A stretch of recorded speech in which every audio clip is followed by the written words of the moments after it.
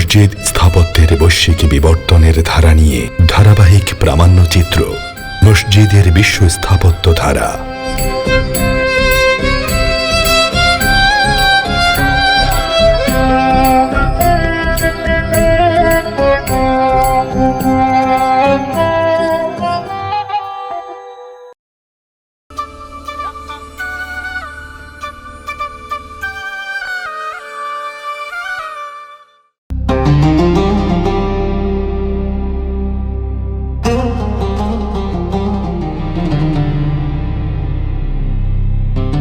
Anatolia অঞ্চলে স্থাপত্য বিকাশ লাভ করেছিল সেলজুক এবং অটোম্যান সাম্রাজ্যের অধীনে। সেলজুকদের শাসনামলের উল্লেখযোগ্য স্থাপত্য ছিল ক্যারাভানসারাই।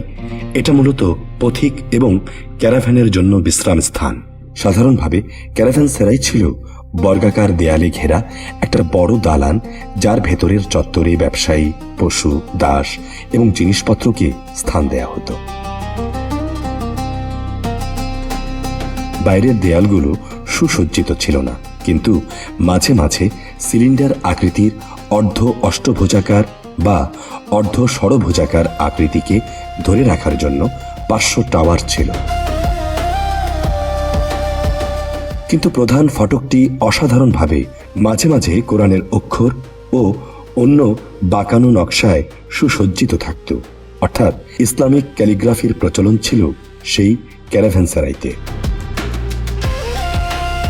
সেলজুকদের সময় 250-রও বেশি ক্যারাভানসারাই তৈরি হয়েছিল, যেগুলো এখনকার মসজিদের মতো গুরুত্বপূর্ণ ছিল। বর্তমানে শুধুমাত্র 100টার মতো বিভিন্ন অবস্থায় অবশিষ্ট আছে। কিছু অবিকৃত, কিছু সংরক্ষিত এবং কিছু ধ্বংস হয়ে গেছে।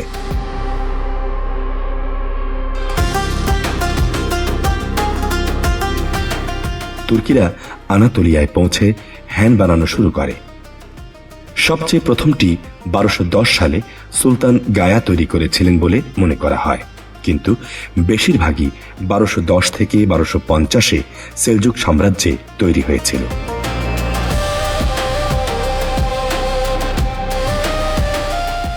ছয়টি ক্যারাভানসারাইকে সুলতান হ্যান নামে বিশেষ সম্মান দেয়া হয়, কারণ এগুলোকে স্বয়ং সুলতান চালু করেছিলেন।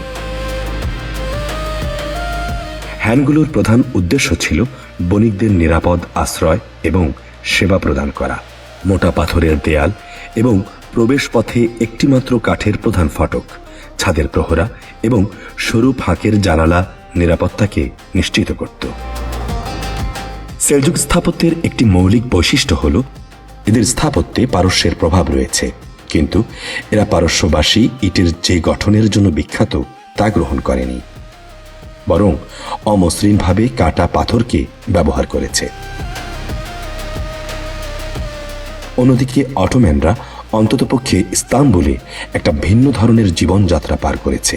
প্রাচীনকালে যারা প্রান্তরের জনগোষ্ঠী ছিল, যাদেরকে ইউরোপিয়ানরা শতাব্দী ধরে শাসন করেছিল, তারা বিশ্বের প্রতিটি মৌলিক পরিবেশের জন্য জায়গাগুলো আলাদাভাবে স্বাতন্ত্র্য অর্জন করেছে।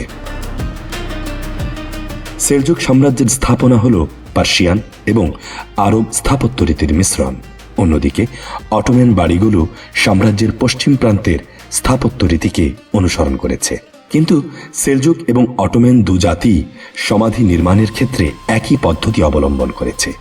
বড় নেতারা তাদের সমাধিকে মসজিদের সাথে যুক্ত করার চেষ্টা করেছেন এবং সিরামিক মোজাইক, ইসলামিক চিত্রকলা ও নকশায় সমাধিগুলো সুসজ্জিত হয়েছে।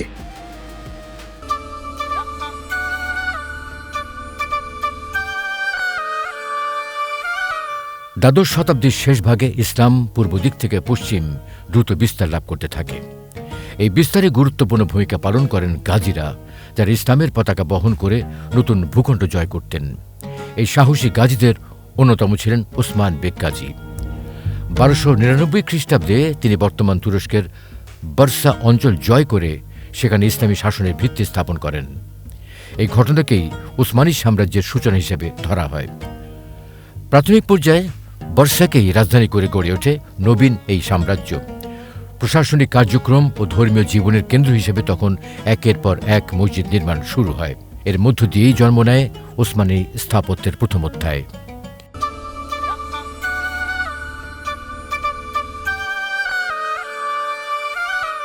চতুর্দশ শতাব্দীর শেষ ভাগে ওসমানী সুলতান প্রথম বাইজিদ বর্ষায় নির্মাণ করেন উলু জামে, তুরস্কের অন্যতম বৃহৎ মসজিদ।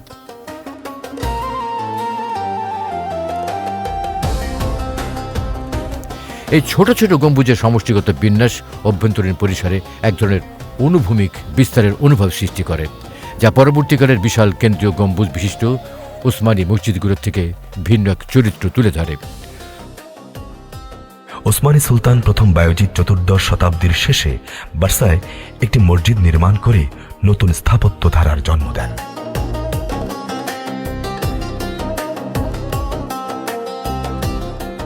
ওসমানী সুলতান মুরাদের পুত্র সুলতান বায়জিদ 1396 সালে নিকোপলিস যুদ্ধ জয়ের সময় প্রতিজ্ঞা করেছিলেন যুদ্ধ জয় করলে তিনি 20টি মসজিদ নির্মাণ করবেন।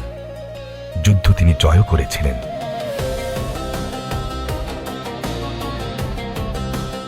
তিনি একটি বিশাল মসজিদ বানিয়ে সেখানে 20টি গম্বুজের অবস্থান ঘটিয়েছিলেন 600 বছর আগে।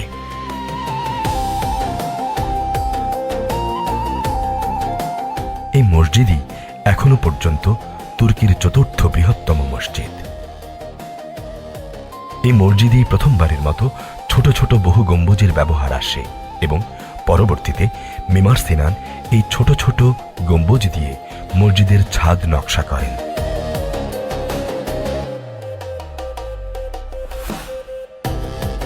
মদিনা শরীফে মহানবীর মসজিদে যে ছোট ছোট গম্বুজের আকার দেখি তার সূচনা হয়েছিল এই ওসমানী মসজিদ স্থাপত্য ধারা থেকে। শুধু তাই নয়, বাংলাদেশে যে 60 গম্বুজ মসজিদ আছে বাগেরহাটে, সেটাও এসেছিল খান জাহান আলীর তুর্কি পূর্বপুরুষের কাছ থেকে। বার্সার এই উলুকামি অবশ্য এখন সম্পূর্ণ ব্যবহার উপযোগী। 600 বছর আগে বানানো এই মসজিদটির কিছু সংস্কার করা হয় 1899 সালে। তার আকার, আকৃতি, অবয়ব এবং ভেতরকার কারুকাজগুলো এখনো অক্ষত।